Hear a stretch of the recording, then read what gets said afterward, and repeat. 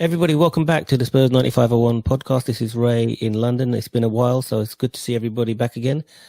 I've got my good friend Nad, based in Manchester, but a mad Spurs fan nevertheless. How you doing, Nad? You okay? I'm good, my friend. How are you, Ray? You keeping well? Yeah, I'm keeping well.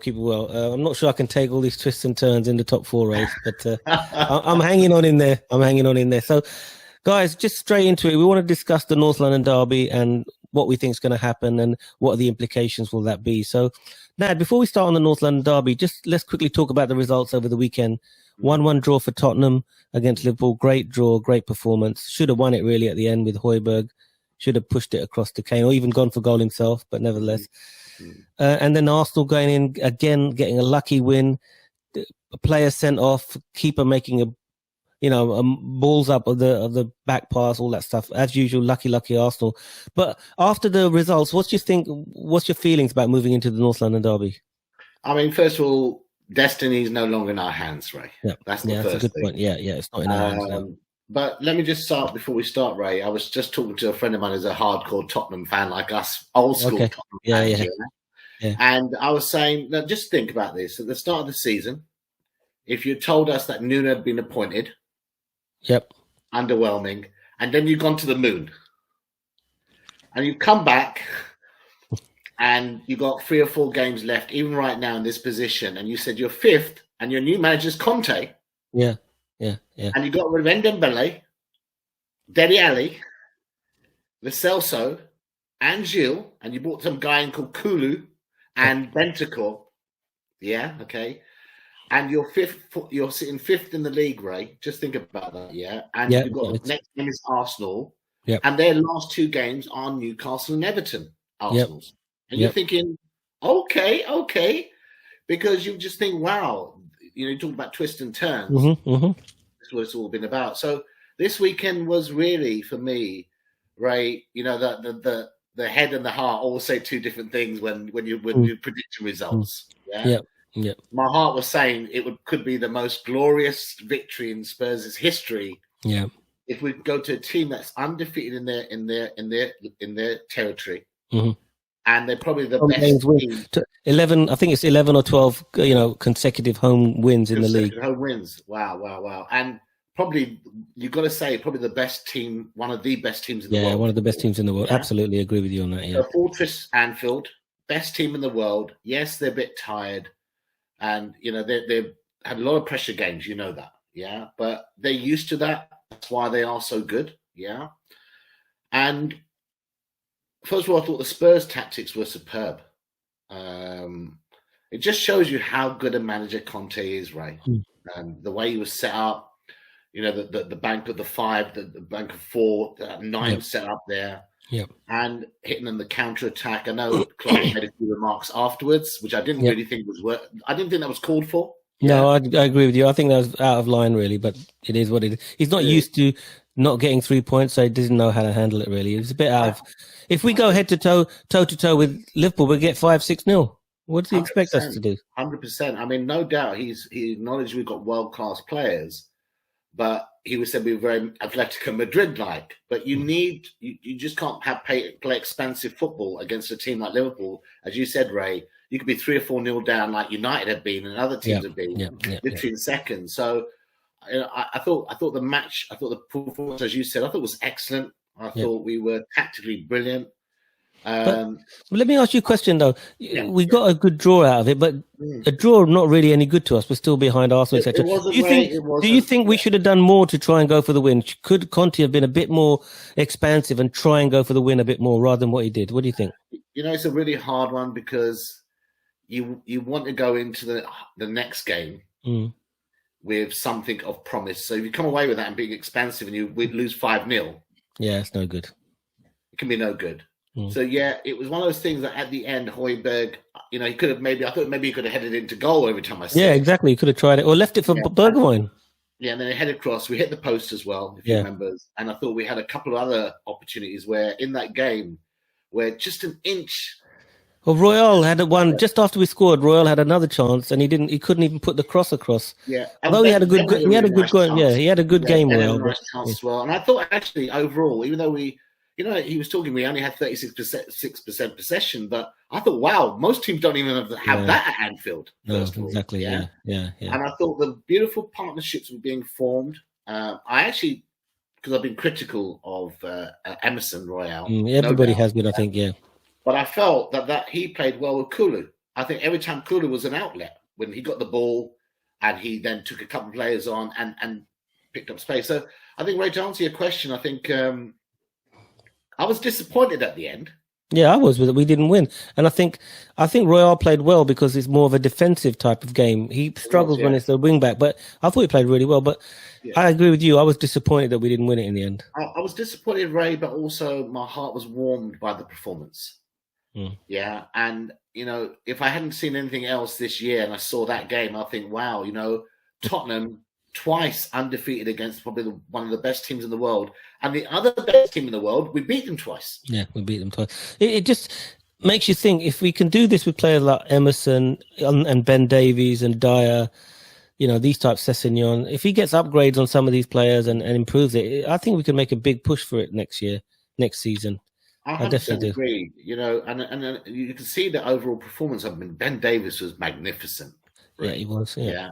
I mean, every player in that pitch gave their all. I thought Bentancur in the first half was caught a few times. Struggling, yeah. He didn't know the pace of the game. It's difficult against Liverpool. They don't give you a second on.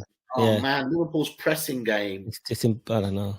Like Mohamed Ali when he used to be bouncing and floating. And you think, he can't last, that every round. But man, Liverpool literally were just pressing us so hard.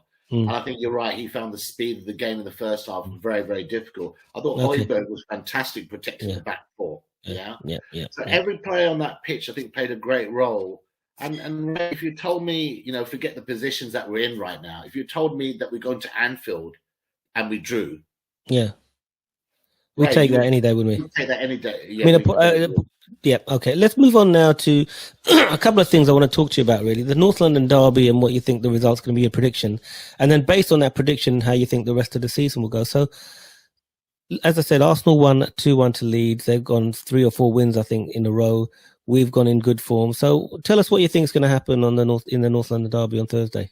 Yeah, I think first of all, it's going to be slightly different formations because Arsenal traditionally play more 4-2-3-1, as you know. Right. Yeah. And Spurs, of course, play more with the wing-backs, so we're reliant a lot on the wing-backs. So I think that's going to be the big game. And I actually feel that the one person that might have a very big game is Sessegnon. Okay. I think watch out for Sessegnon against Arsenal because I think he's going to be the key person that is going to create that width for us. Because we've got to kind of get in a position where I think, they play two holding midfields. They got the one more DM, and I think the Egyptian is... El Neni is the DM. El Neni. He's a little bit more expansive in terms of he'll move forward a little bit. So we've got to hope that our wing backs push on with the front three.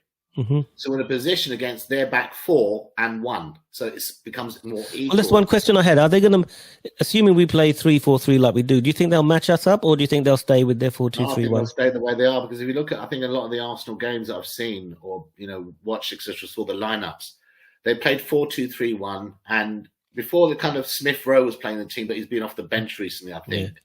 And then Lacazette comes off the bench and they use, I think, Pepe sometimes off the bench at the moment. But they've got that Saka and they've got that other guy, Nicotera, up front as well.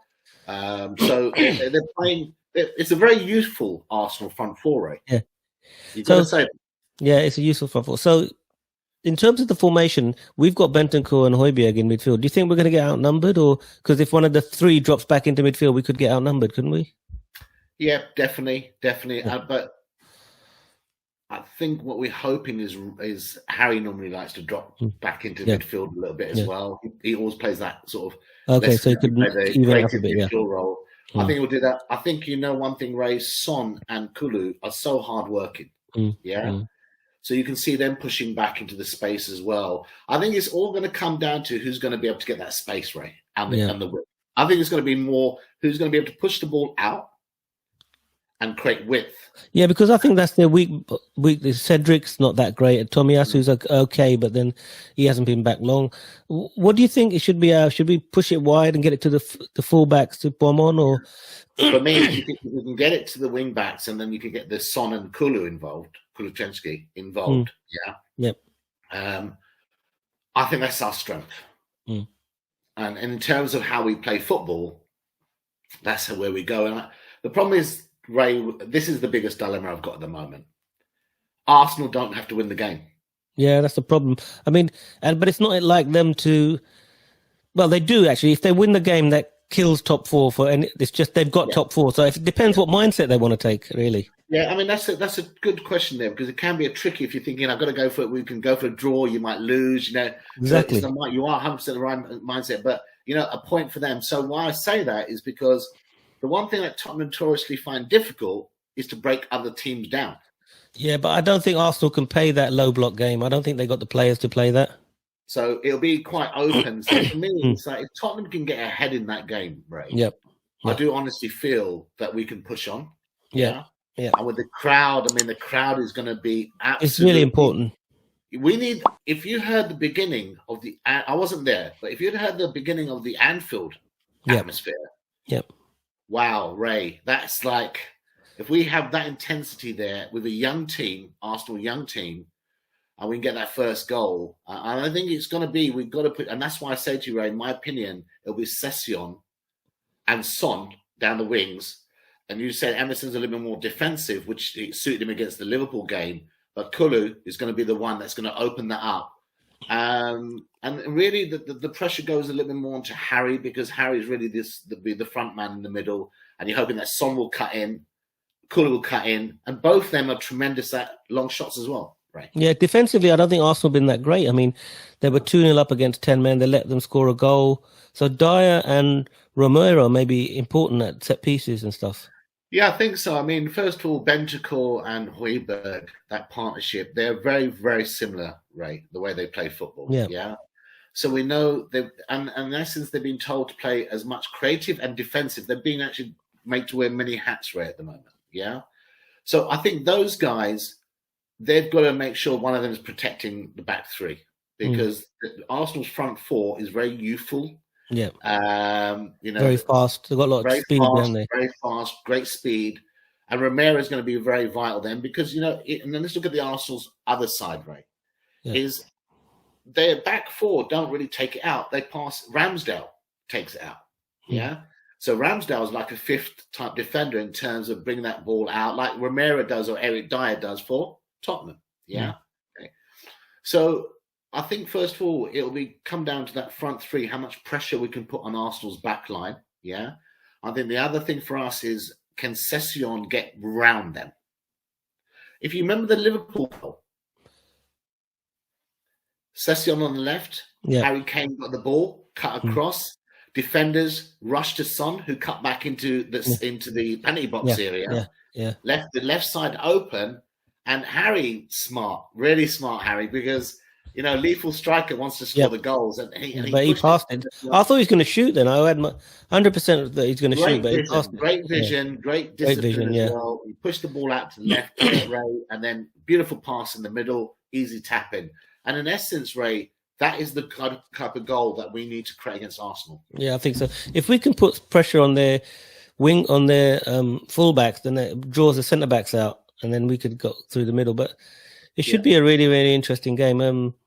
Let's see what happens. I think the crowd's going to be an important thing, and we're on a good run of form. I think defensively, they're going to be up on their game, so we've got to be careful. Saka's, very dangerous, isn't he? So then Nketiah's been scoring goals now, so it's going to be a good game. 100%. I think it'll be end to end, and you're right. The crowd are going to play a massive part in that game. Yeah, we've just got to be enthusiastic, make sure we're keeping lifting everybody in on the pitch, etc. I'm hopeful that we'll win. I actually predicted somebody last night that I said Spurs would win 3-1. That's what I said. Yeah. Okay. Yeah. It all depends who gets the first goal. If we get the first goal, then that's going to be really important. They may have to come out then and then open gaps. If they get the first goal, we're going to have to come out, and that's going to open gaps at our back. So it's really important. Yeah, I do feel it's like always in football, the first goal would count. And you are right. If Arsenal then have to really come on to us, well, in a way, that's where our strengths are. And that, it's crazy, isn't it, Ray, that we've been great against the two best teams in the world. Yeah, yeah. But why? It's because they play an expansive football that come on to you. Yeah. Well, this is what Arsenal normally do, isn't it? They play expensive football, but I don't know if they're going to be able to keep doing But that. it would If depend they how do that, how they- if they go head to head with us, that'll be great.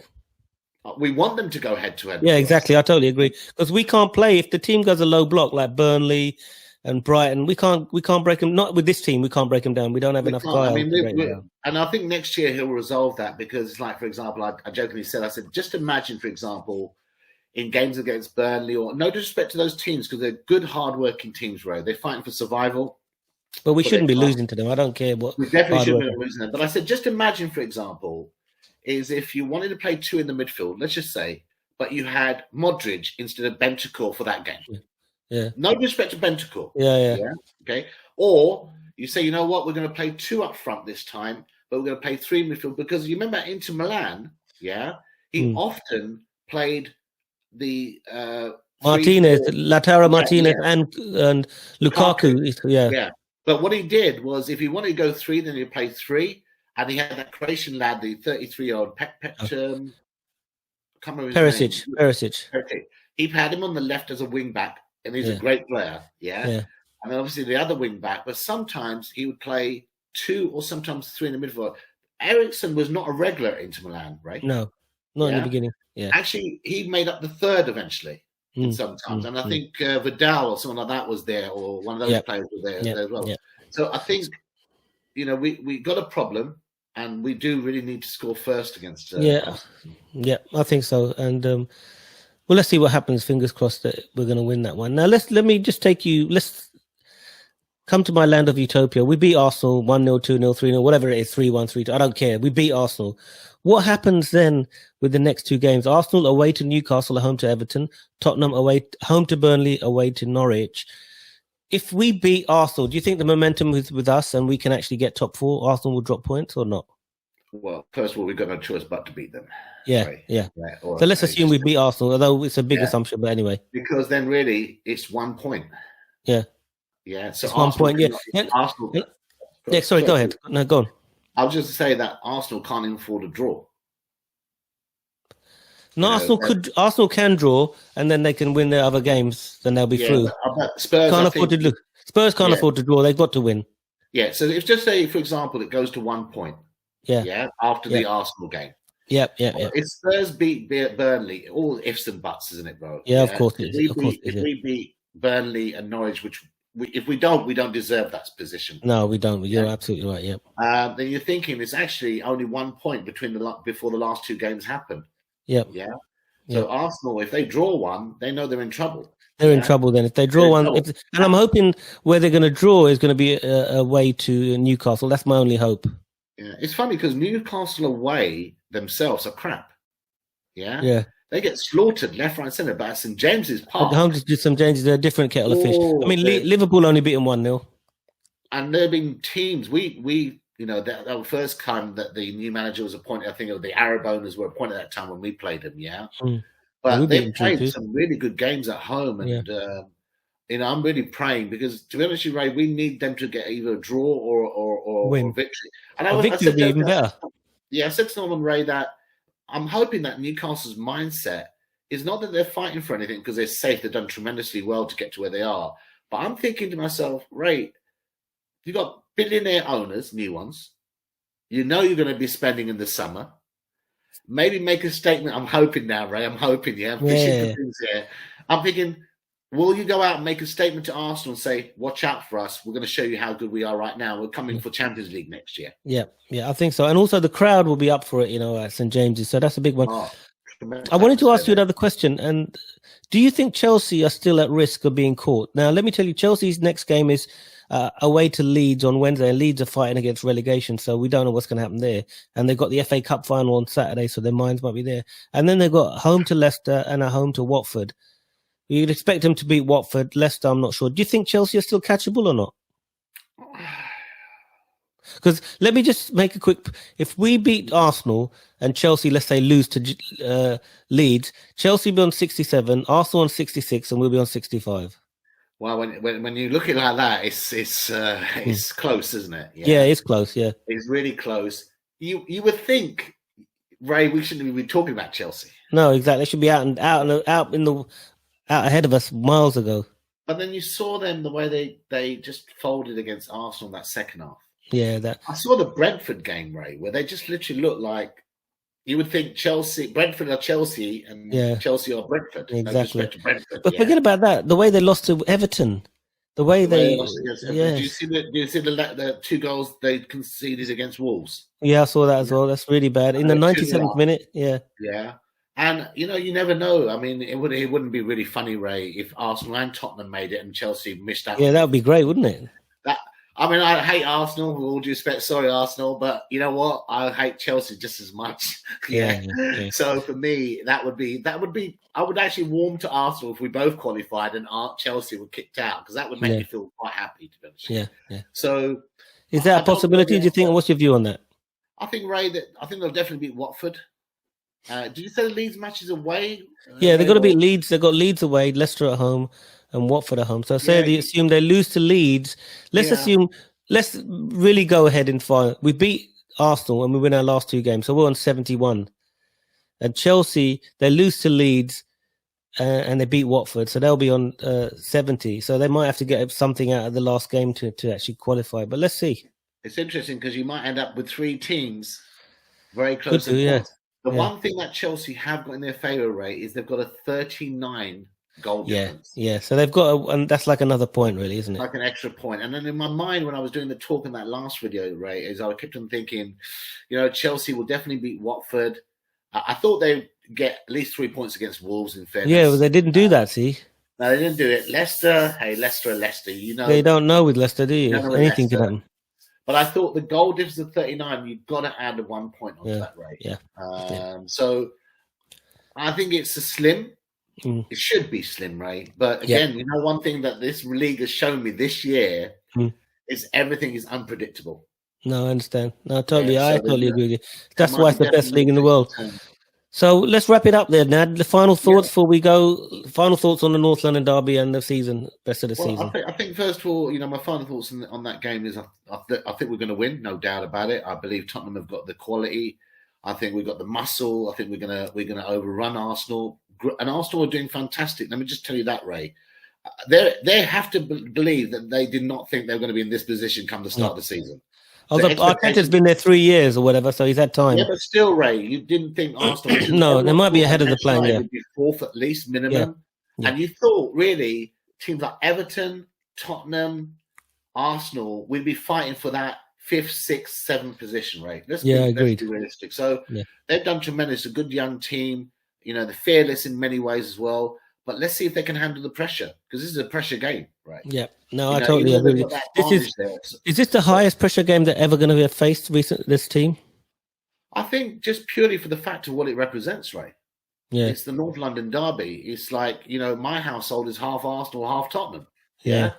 Many households who are born in London, our households are split between Tottenham teams. It's not like Manchester, where half of Manchester United, half of Manchester City. Exactly. No, exactly. There's 2 teams there, so you've got London rivalries. Is a big thing. I just hope we're up for it. We're up for it, and we get in there quick, do a few tackles. Let them know we're there, get an early goal, and then just swamp them really. And then I think we will, Ray. I mean, look, winning the we're getting a place. I keep saying winning the Champions League, but getting a position in the Champions League, it feels like winning it. God damn it, it's not bad, Conte said it will feel like winning a trophy. Yeah. And let's not. And I'll keep mirroring him. In his first season at Inter Milan, he managed to take them from 10th position, I think, the year before, and he got the Champions League in his first season. Amazing. He could do that with Tottenham as well. Yeah. And then from there, the second season, he won the league. Yeah. Let's hope history repeats itself. Yeah. So you know what? Come on, you Spurs. I think we can definitely do it. And I need to ask you another question. Sorry, before you finish. If we don't get top 4, let's say worst case scenario, we don't. We're definitely in the Europa League. Does Conte stay or go? It's a big one, isn't it, Ray? I was looking around that. What teams would be available roughly for him? PSG, maybe. Yeah. I don't know if PSG. I mean, I can't say PSG is not right for him because PSG have got all the funds, but he loves the Premier League. Yeah, he does. And I think Alistair Gould or somebody said like that. One I heard somebody say, he said, "There's Tottenham, whether people like this or not, they're going to cuss me for saying this, Ray, but we are a sleeping giant in our own way." Yeah. And We're like a comatose giant, I would we're say. like a comatose. We've been in a coma, like you know that Yeah, man who exactly. wakes up after 50 Forget years. about sleeping. We're comatose. Yeah. The world has changed. Yeah, there's planes flying. Yeah. So Mm. the point is that Conte, I think, relishes the challenge.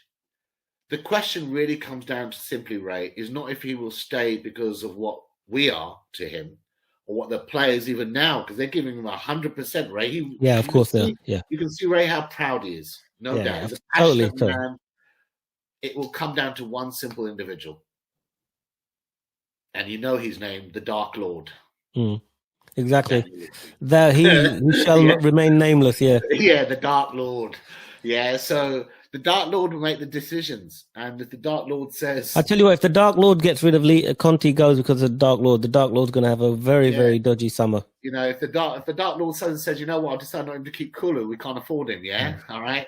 First of all, I don't know what's going to happen to the stadium by the end of the day. Secondly, the point is he's already going to say, well, I'm spending 70 million already on Romero and Kulu because he has to pay for those two in the summer. Right? Yeah, but he's going to get rid of Ndombele, Lo Celso, some other this players. Is my question: is right now, would you pay the asking fee that he's asking for Ndombele? Nobody would pay that. So Ray, Daniel Levy is not the guy that if someone offers 20 million, you know he ain't going to do business. But I think even he knows that he's got soiled good now. He needs to just get rid of him. Well, you know what, Ray? Anyway, I love your positivity. I love your enthusiasm. This is the Dark Lord we're talking about. Yeah, I agree. Okay. Anyway, so you know what? Let's wrap it up there, mate. Spurs are going to win, Ray. Are we going to get top 4 or not? Yes or no? 100%. We're getting top 4. Do you know what? Because Arsenal will slip up against Newcastle. I totally agree with you. And I just pray we don't get Energy on our face and our idiot team slips up against Burnley or Norwich, okay? Oh, and give me a come on you Spurs before we go.